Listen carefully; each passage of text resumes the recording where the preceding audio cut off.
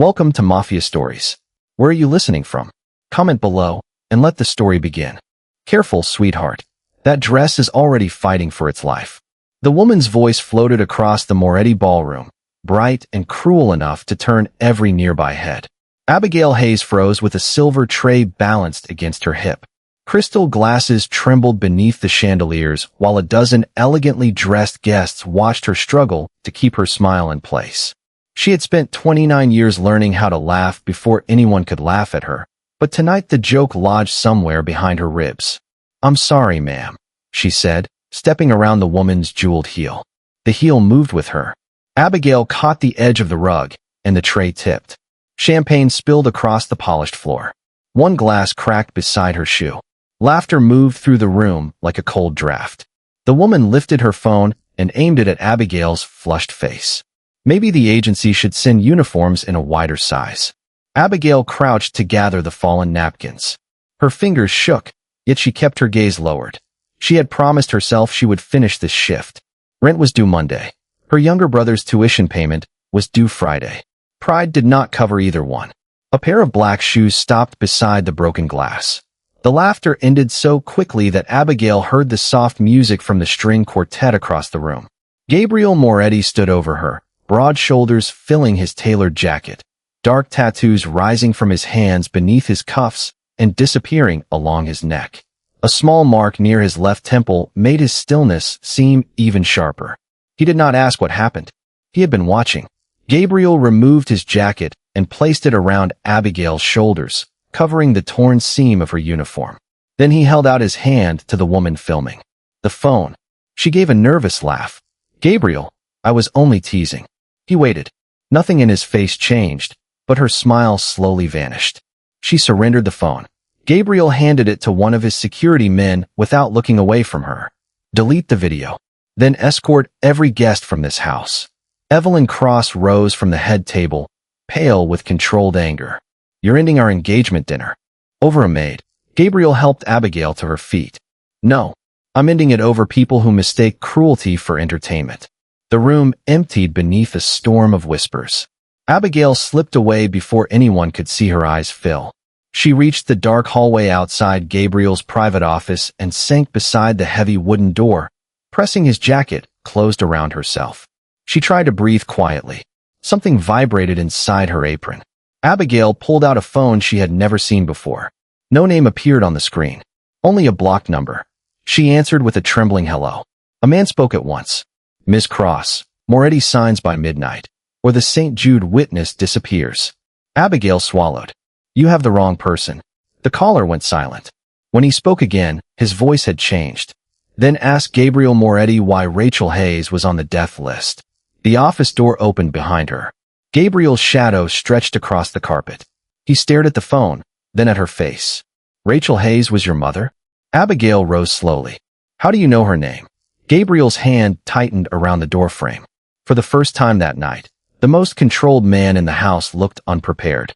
"Because I was inside St. Jude the night she died."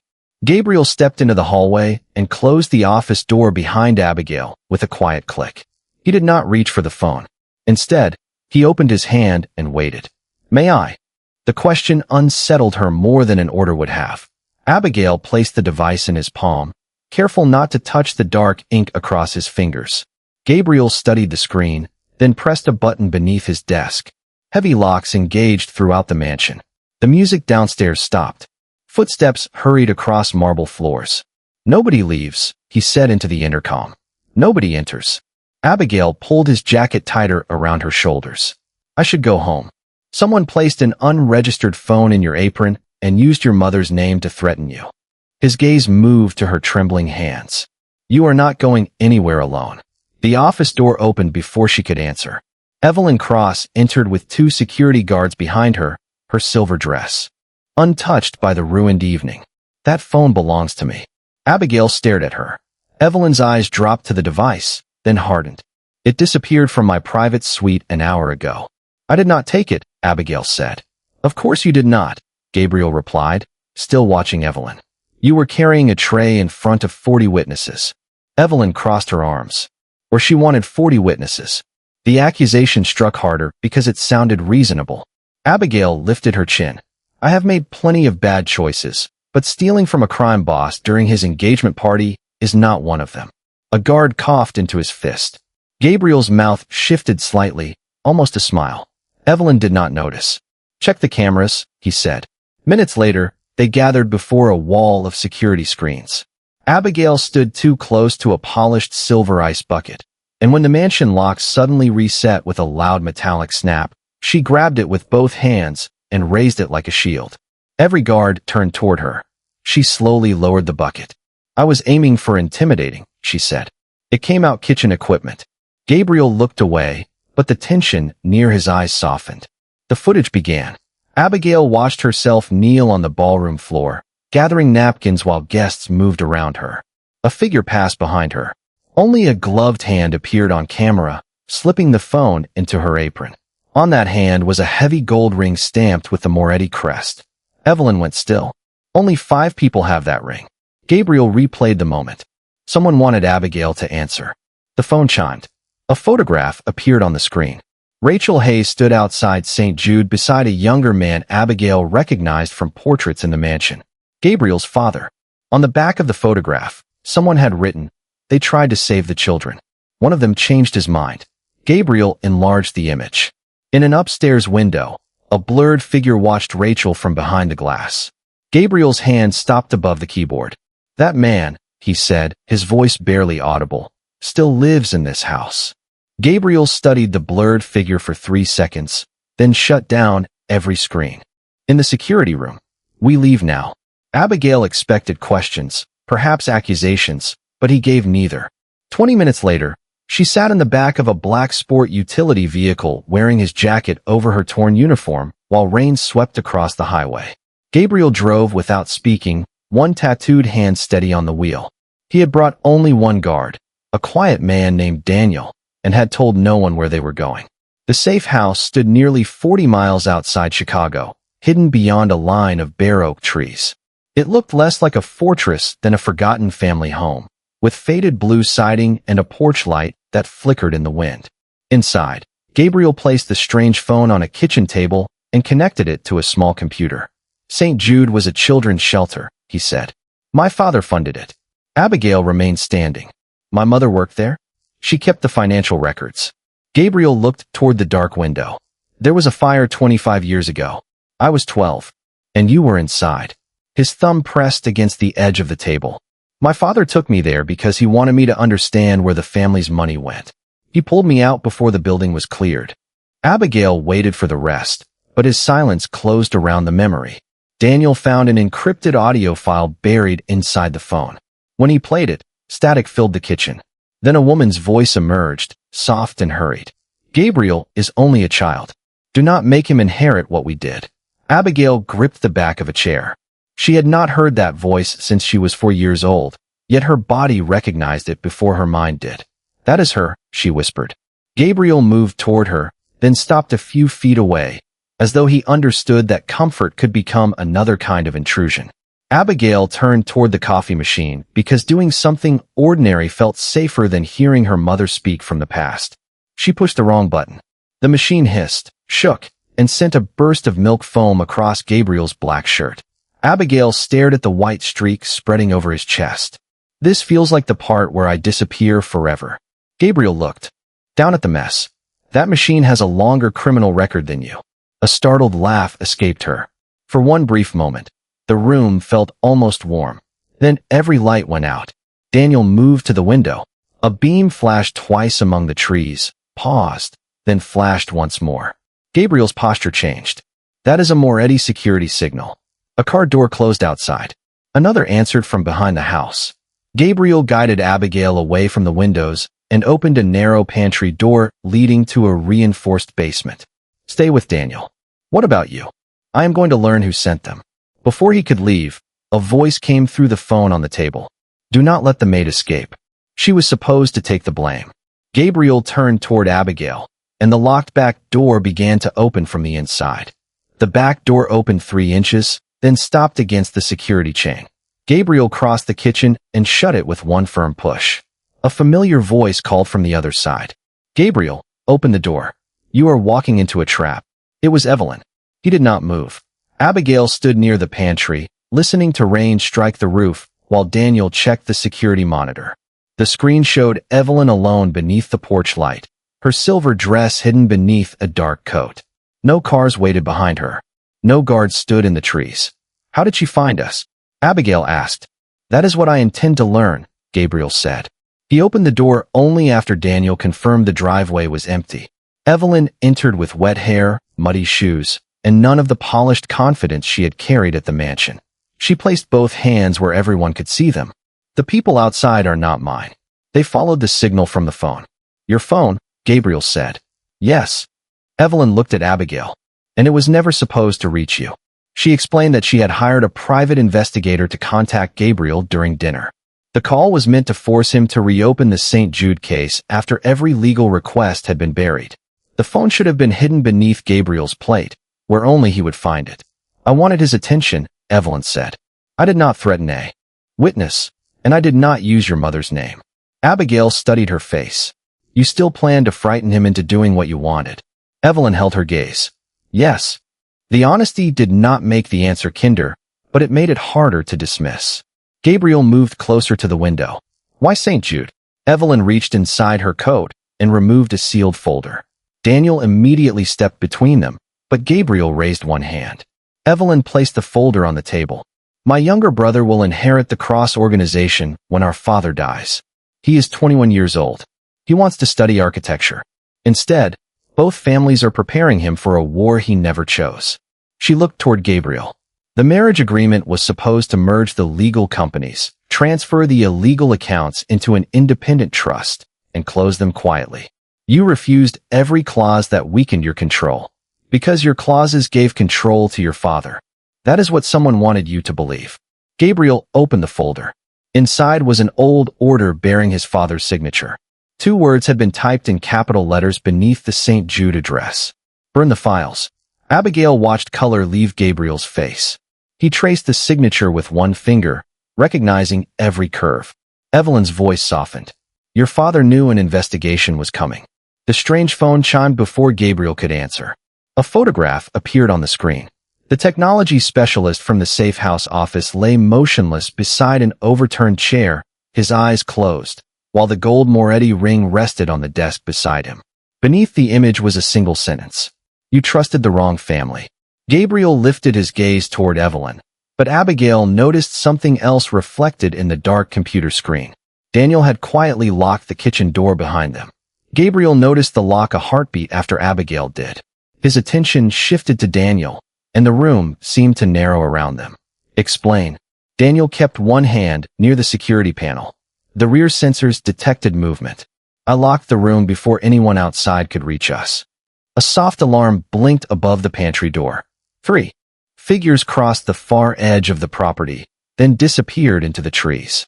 Gabriel studied Daniel for another moment before turning back to the table. Nobody opens that door without my permission. Abigail released the breath caught in her chest. Evelyn leaned over the document bearing Gabriel's father's signature.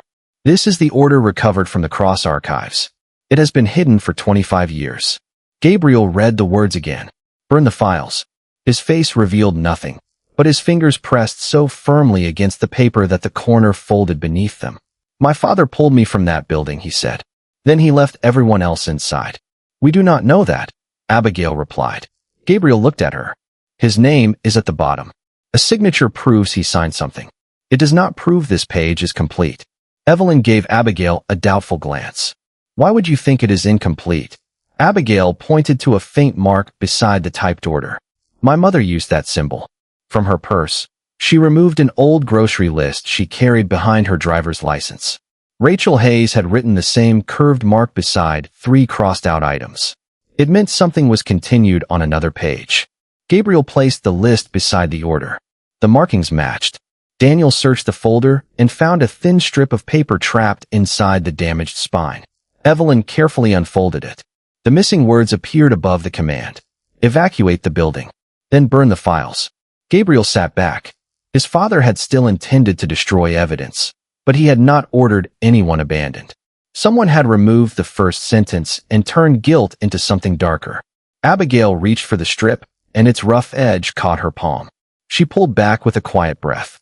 Gabriel was beside her before she could hide the small cut.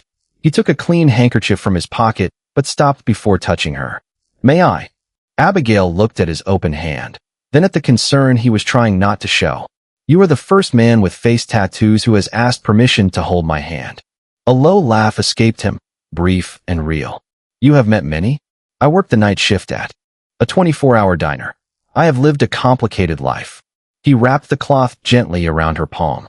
His touch was careful, almost formal, yet neither of them stepped away when he finished.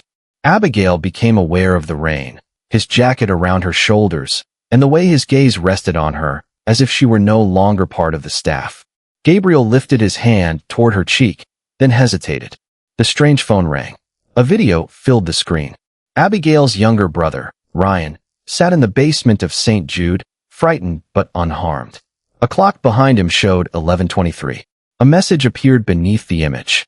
"Bring the phone. Bring the original order. Come without an army." Gabriel reached for the device, but Abigail closed her bandaged hand around it first. "That is my brother." His eyes met hers. "Then we bring him home." Gabriel spread a map of St. Jude across the kitchen table, while Daniel checked the roads leading into the abandoned property. Abigail stood beside him, still holding the phone that showed her brother's frightened face. "I am going with you," she said. "No," Gabriel did not raise his voice. That made the answer feel heavier. "They asked for the phone and the order. They did not ask for you. They took Ryan because of me. They took Ryan because they believe you can be controlled." Abigail set the device on the table. "If your brother were sitting in that basement, would you stay here because someone told you it was safer?" Gabriel's eyes met hers. He had no answer that would not prove her right. 20 minutes later, he fastened a protective vest around her over a borrowed sweater. Abigail tried to pull the zipper, but the fabric caught halfway. She tugged again until the vest shifted crookedly across her waist.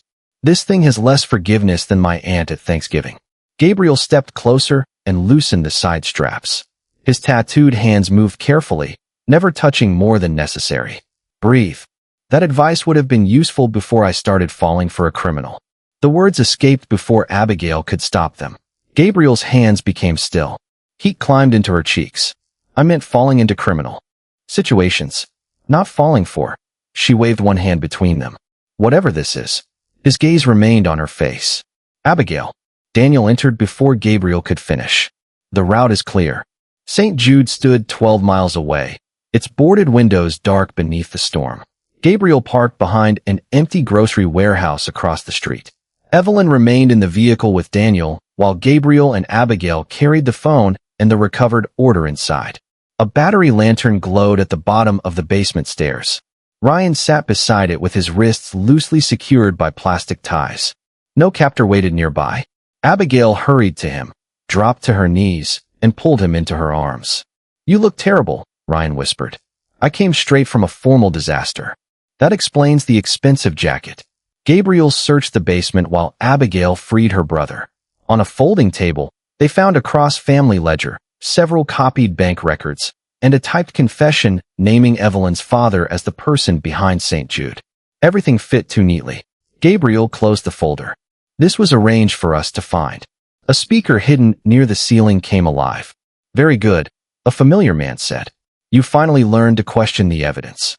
Gabriel looked toward the stairs. Marcus Bell descended slowly, wearing the same calm expression he had carried through every Moretti crisis for 3 decades. "Marcus," Gabriel said.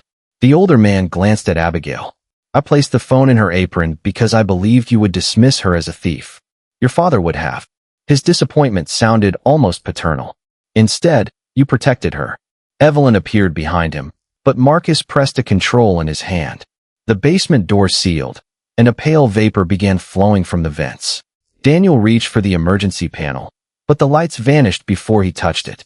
Abigail felt Gabriel's arm close around her as the room tilted. "Stay with me," he said near her ear. She tried. When Gabriel opened his eyes again, the basement was empty except for Evelyn, Daniel, and Ryan. Abigail was gone. On the wall, written in red marker, were 9 words. "Midnight. St. Jude. Bring the Empire. Your father died protecting." Abigail woke in the old chapel of St. Jude with her wrists secured to the arms of a wooden chair and moonlight spilling through cracked stained glass. Marcus Bell stood near the memorial wall, reading the names carved into the stone as if he had come to pay respects. "You expected a monster," he said. "I expected someone who kidnaps maids to have worse manners." Her voice shook, but the words did not. Marcus almost smiled. "Gabriel likes that about you. Gabriel likes that I spill coffee on expensive things.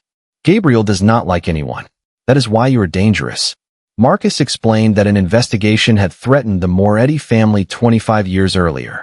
If the records at St. Jude had reached federal agents, rival groups would have fought over the weakened organization. Businesses would have collapsed.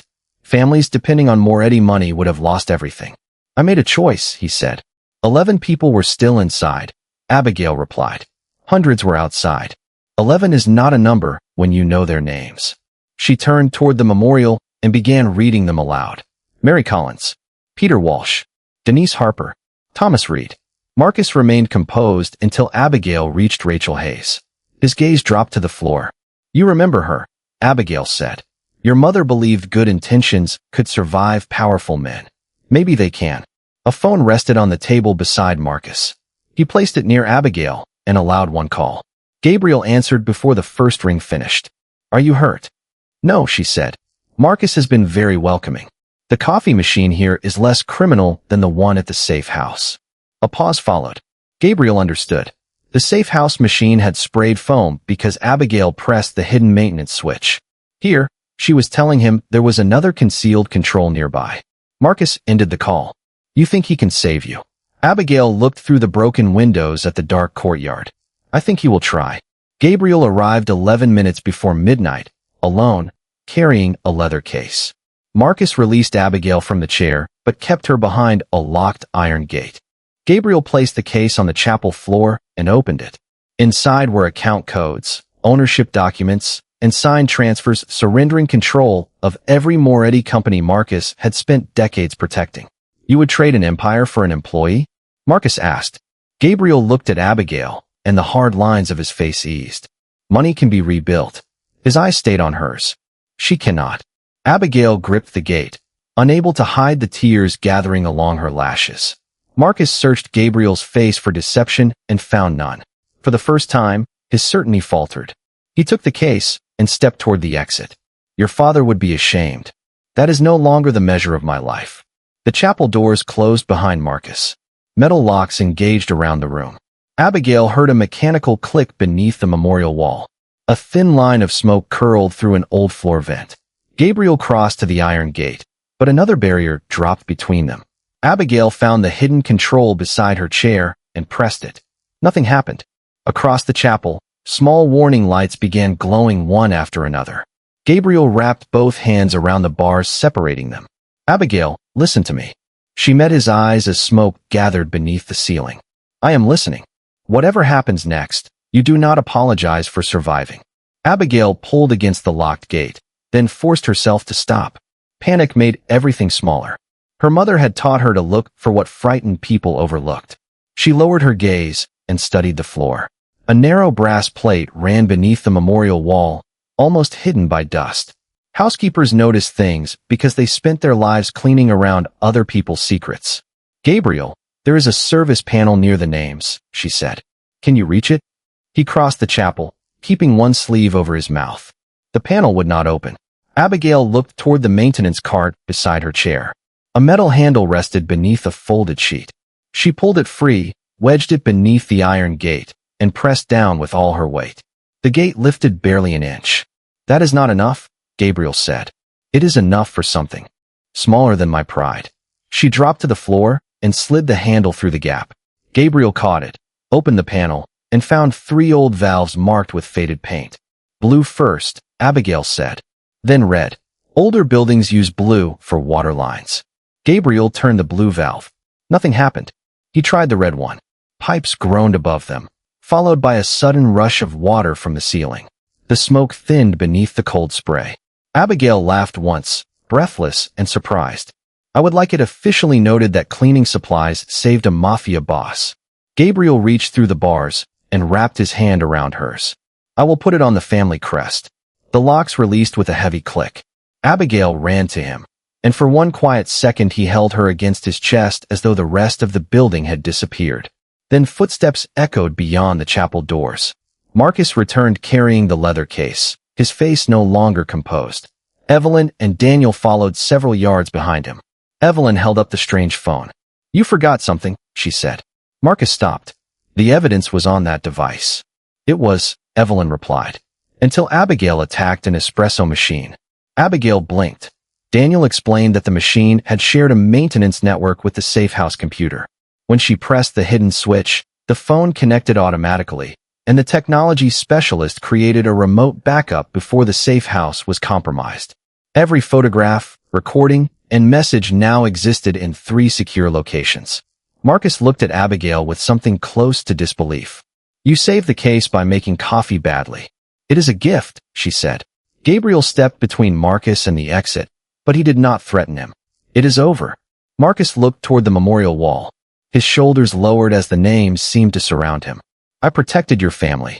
You protected power," Gabriel said. "There is a difference." Daniel contacted federal investigators already waiting nearby. Marcus did not resist when they arrived. He only looked back at Gabriel and asked, "Was she worth losing everything?" Gabriel turned toward Abigail. Water ran from her hair.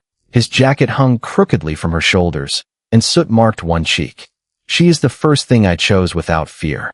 Outside, flashing emergency lights colored the wet pavement. Abigail reached for his hand, but Gabriel suddenly missed a step. His fingers tightened around hers before his knees gave way. She lowered him carefully to the ground and called his name. His eyes opened for half a second. "No apologies," he whispered. Inside the ambulance, Abigail held his hand while the heart monitor quickened, slowed, then became one long, unbroken tone. The sound lasted only 3 seconds before the paramedic adjusted a loose sensor and Gabriel's heartbeat returned to the monitor. Abigail did not realize she had stopped breathing until the medic told her to sit back. Gabriel remained unconscious through the ride, but his hand stayed warm beneath hers. At the hospital, doctors discovered that smoke exposure and exhaustion had caused his collapse. He woke the following afternoon with Abigail asleep in a chair beside his bed, still wearing his ruined jacket. He reached toward her bandaged palm, and she opened her eyes. "You scared me," she said. "I noticed." His voice was rough. "I am considering a formal complaint." "Against whom?" "You. For being difficult to leave." Abigail pressed her lips together, but tears slipped down her cheeks anyway. Gabriel lifted her hand and rested it against his chest, where his heart beat steadily beneath the hospital gown. "I meant what I said," he told her. "I chose you." She leaned closer, her forehead touching his. "Then stay long enough to make that choice every day." Several months later, Marcus Bell pleaded guilty after investigators confirmed the recordings, financial records, and witness statements. The court found that he had altered the St. Jude order and concealed evidence for 25 years. Evelyn accepted responsibility for obstruction and unlawful surveillance. Her cooperation reduced her sentence, but it did not erase what she had done. She used the final months before sentencing to remove her younger brother from the cross-succession agreement and place the family's legal companies under independent oversight. Gabriel surrendered the Moretti organization's hidden accounts and transferred the recovered money into a fund for employees, victims, and families affected by St. Jude. He kept only the lawful businesses that could survive without fear or secrecy. Abigail did not become an executive overnight. She enrolled in evening classes for nonprofit management, arrived late twice, misplaced 3 notebooks, and somehow became the student everyone trusted during group projects. Gabriel waited outside her classroom each Thursday with coffee from a shop that required no machinery on her part.